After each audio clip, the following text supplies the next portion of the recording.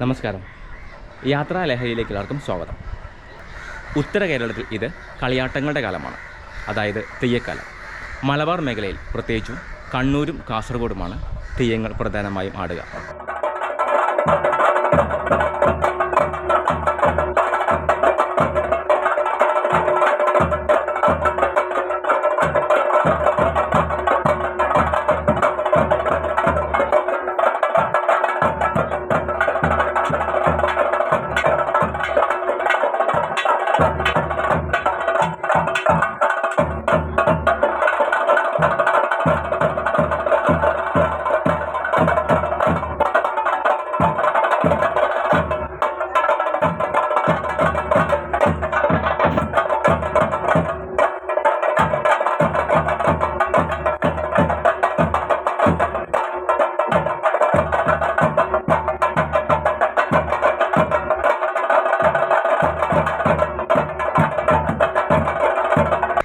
കണ്ണൂരിലെ തളിപ്പറമ്പിനടുത്തുള്ള കൊട്ടില ഗ്രാമത്തിലേക്കാണ് നമ്മളിന്ന് പോകുന്നത്. ഗ്രാമത്തിലെ നാട്ടിട വഴികളിലൂടെ തെയ്യക്കാഴ്ചകൾ കണ്ടൊരു യാത്ര. പോവാം. യാത്രകളുടെ ലഹരിയിലേക്ക് എല്ലാവർക്കും ഒരിക്കൽ കൂടി സ്വാഗതം.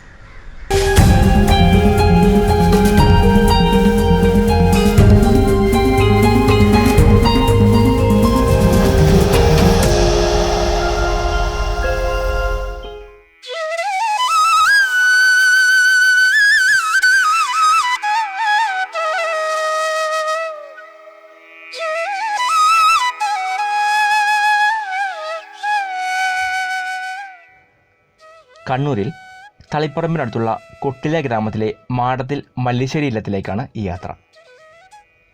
സഹപ്രവർത്തകയും പ്രിയ സുഹൃത്തുമായ ആര്യയുടെ ഇല്ലമാണ് ഇത്. അതുകൊണ്ട് തന്നെ ഇവിടുത്തെ നാട്ടിട വഴികളും നടുമുറ്റവും തണുപ്പും ഇരുട്ടും നിറഞ്ഞ അകത്തളങ്ങളുമെല്ലാം എനിക്ക് പരിചയമാണ്.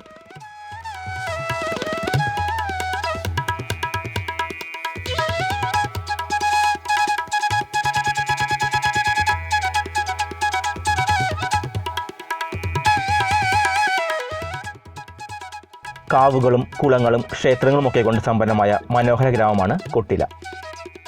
ഈ യാത്രയുടെ മറ്റൊരു പ്രത്യേകത ഇതൊരു തെയ്യക്കാലത്താണ് എന്നതാണ്. തുലാമാസം 10-ാം തീയതി, അതായത് ഒക്ടോബർ നവംബർ മാസത്തോടെയാണ് തെയ്യക്കാലം തുടങ്ങുന്നത്.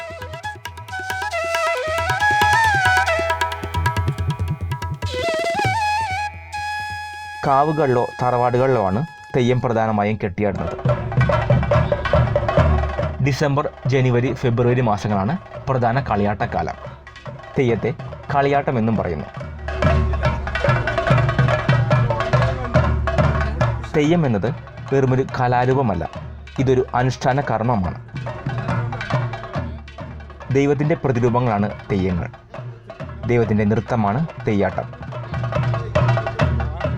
നമ്മുടെ ഘോഷയാത്രകളിലൊക്കെ തെയ്യത്തിൻ്റെ വേഷം കെട്ടി പ്രദർശിപ്പിക്കുന്നത് കാണുമ്പോൾ വിഷമം തോന്നാറുണ്ട്. നോൻപ് നോറ്റും വ്രതമെടുത്തുമൊക്കെയാണ് തെയ്യത്തിൻ്റെ വേഷമായ തെയ്യക്കോലം കെട്ടേണ്ടത്. ദൈവം എന്നർത്ഥമുള്ള തമിഴ് വാക്കായ ദൈവമാണ് പിന്നീട് തെയ്യമായി പരിണമിച്ചത് എന്ന് കരുതപ്പെടുന്നു.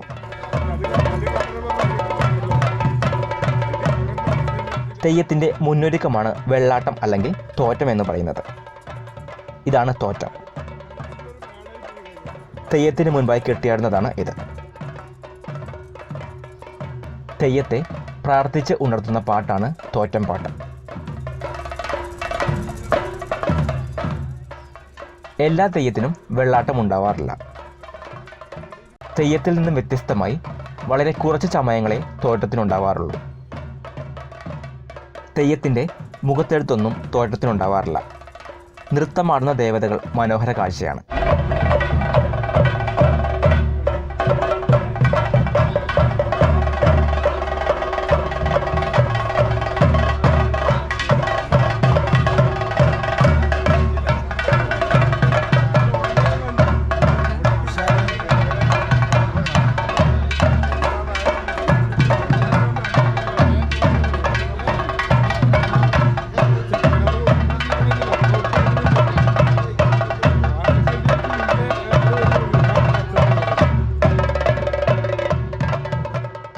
പൂരങ്ങളും ഉത്സവങ്ങളും പള്ളിപ്പെരുന്നാളുകളുമൊന്നും ഞാൻ നഷ്ടപ്പെടുത്താറില്ല.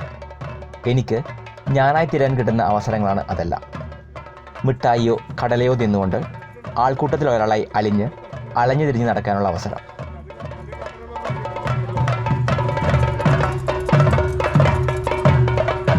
തെയ്യക്കാലമായാൽ ഉത്തര കേരളത്തിൽ, പ്രത്യേകിച്ചും കണ്ണൂരിലെയും കാസർഗോഡിലെയും ഗ്രാമങ്ങളിൽ തെയ്യത്തിൻ്റെ ചിലമ്പൊലി കേൾക്കാം. തെയ്യത്തിനുള്ള ചമയങ്ങളുണ്ടാക്കിയാണ് ഇവിടെ. കുരുത്തോലയും കവുങ്ങിൻ പാളയും എല്ലാം ഇതിനുപയോഗിക്കാറുണ്ട്.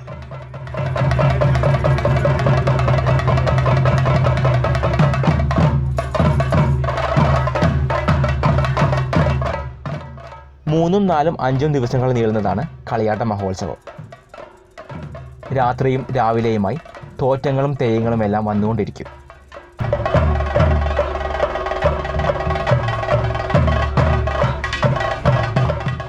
തെയ്യത്തിൻ്റെ മുഖത്തെഴുത്താണ് ഇത്. മുഖത്തെഴുത്തും ചമയങ്ങളും ഓരോ തെയ്യത്തിനും വ്യത്യസ്തമായിരിക്കും. തെങ്ങോലയുടെ ഈർക്കിൽ ചതച്ചാണ് ചായമെഴുതാൻ ഉപയോഗിക്കുന്നത്. മുഖത്തെഴുത്തുകാരെ എഴുത്താളർ എന്നാണ് പറയുക. വർഷങ്ങൾ നീണ്ട പരിശീലനത്തിലൂടെയാണ് ഒരാൾക്ക് തെയ്യക്കാരനാകാൻ കഴിയുക. തെയ്യം കെട്ടിയാടുന്നവരെ കോലക്കാർ എന്നാണ് പറയുക. വണ്ണാന്മാർ, മലയർ, ചെറുമർ, അഞ്ഞൂറ്റാൻ, വേലർ തുടങ്ങിയ സമുദായത്തിലുള്ളവരാണ് തെയ്യം കെട്ടിയാടുന്നത്. ഓരോ സമുദായത്തിനും നിശ്ചിത തെയ്യക്കോലങ്ങൾ കെട്ടാനുള്ള അവകാശമുണ്ട്. ഏറ്റവും കൂടുതൽ തെയ്യങ്ങൾ കെട്ടിയാടുന്നത് വണ്ണാന്മാരാണ്.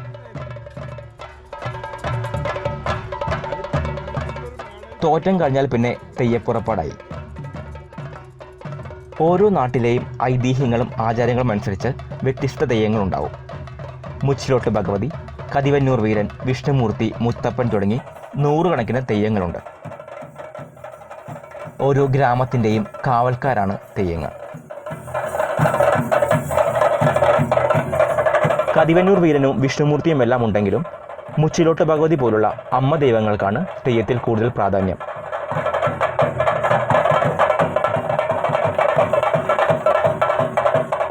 ഇടവപ്പാതി വരെ, അതായത് ജൂൺ മാസം വരെയാണ് കളിയാട്ടക്കാലം.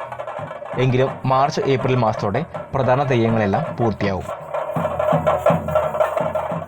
2011 ഞാൻ ആദ്യമായി തെയ്യം ചിത്രീകരിക്കാനായി കാസർഗോഡ് നീലേശ്വരത്തെത്തുന്നത്. 3 ദിവസം അവിടെ താമസിച്ചാണ് തെയ്യം ചിത്രീകരിച്ചത്. പിന്നീട് അങ്ങോട്ട് ഒരുപാട് കളിയാട്ടങ്ങൾ കണ്ടു.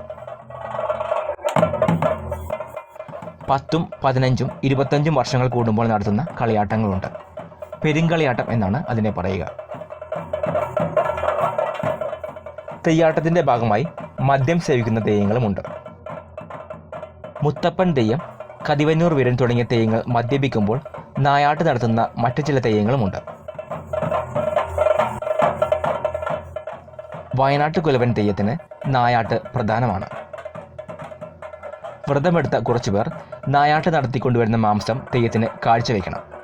പിന്നീട് അത് പാകം ചെയ്ത് ഭക്തർക്ക് പ്രസാദമായി നൽകാറുണ്ട്. ചിലയിടങ്ങളിൽ അത് മീനമൃതാണ്. വ്രതമെടുത്തവർ ആഘോഷപൂർവ്വം ചെന്ന് മത്സ്യങ്ങളെ പിടിച്ച് തെയ്യത്തിന് കാഴ്ചവെക്കുന്ന ചടങ്ങാണ് മീനമൃത്.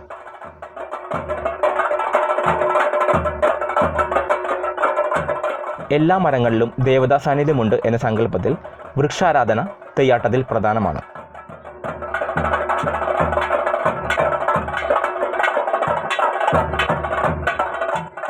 മുകുര ദർശനം തെയ്യാട്ടത്തിലെ പ്രധാനപ്പെട്ട ചടങ്ങുകളിൽ ഒന്നാണ്. വേഷമണിഞ്ഞ തെയ്യത്തിൻ്റെ കയ്യിൽ കണ്ണാടി കൊടുക്കും. താൻ ദൈവമായി മാറി എന്ന് ബോധ്യപ്പെടുന്നതോടെ തെയ്യം ഉറഞ്ഞുതുള്ളി നൃത്തം ചെയ്യാൻ തുടങ്ങും.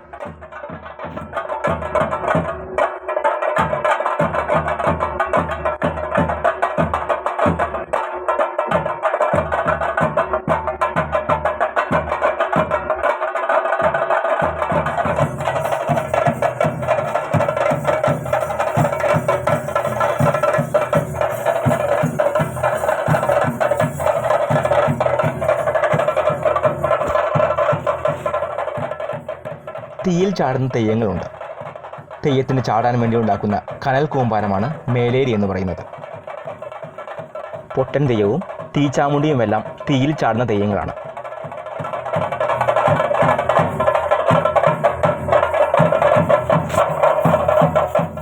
കോഴിയെ കുരുതി കൊടുക്കൽ പല തെയ്യങ്ങളിലും പ്രധാനമാണ്.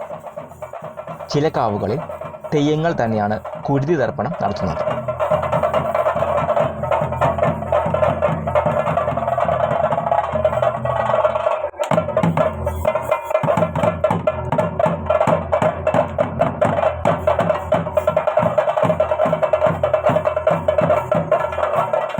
കാവുകളും വൃക്ഷങ്ങളുമെല്ലാം തെയ്യത്തിൽ പ്രധാനമാണ്.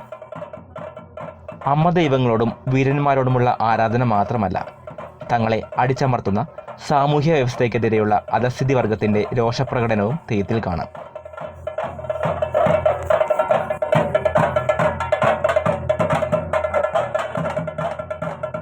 മാപ്പിള ചാമുണ്ടി, മുക്രി തെയ്യം, ഉമ്മച്ചി തെയ്യം തുടങ്ങിയ തെയ്യങ്ങൾ മലബാറിലെ സാമൂഹ്യ നിഷ്പക്ഷതയ്ക്ക് ഉദാഹരണമാണ്.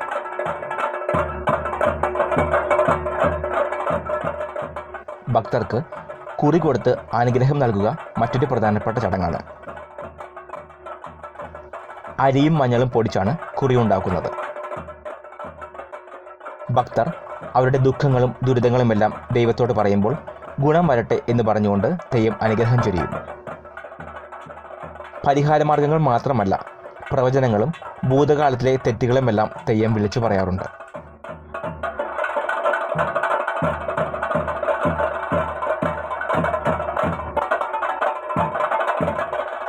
കണ്ണൂരും കാസർഗോഡുമാണ് തെയ്യത്തിൻ്റെ നാടെങ്കിലും കോഴിക്കോടും മറ്റു ചില സ്ഥലങ്ങളിലും തെയ്യത്തിൻ്റെ മറ്റൊരു പതിപ്പായ തിറയാണ് അവതരിപ്പിക്കുന്നത്.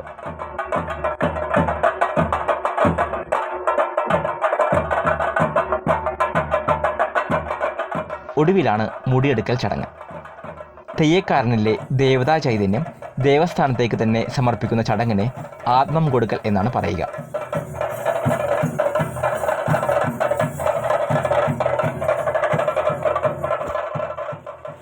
കർമ്മിയോടും ഭക്തജനങ്ങളോടും ആത്മം കൊടുക്കട്ടെ എന്ന് ചോദിച്ചതിന് ശേഷമാണ് തെയ്യങ്ങൾ വിടവാങ്ങുന്നത്. അതോടെ കളിയാട്ടം സമാപിക്കും.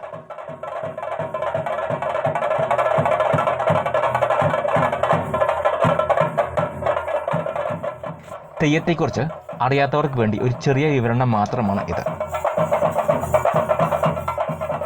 തെയ്യക്കാഴ്ചകൾ ഇനിയുമേറെയുണ്ട്.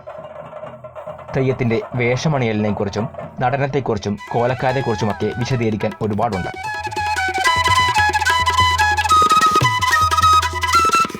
വീഡിയോ ഇഷ്ടമായ ദയവ് ചെയ്ത് ലൈക്ക് ചെയ്യുക. നിങ്ങളുടെ അഭിപ്രായം എന്തുതന്നെയായാലും അത് കമൻ്റായിട്ട് രേഖപ്പെടുത്തുക.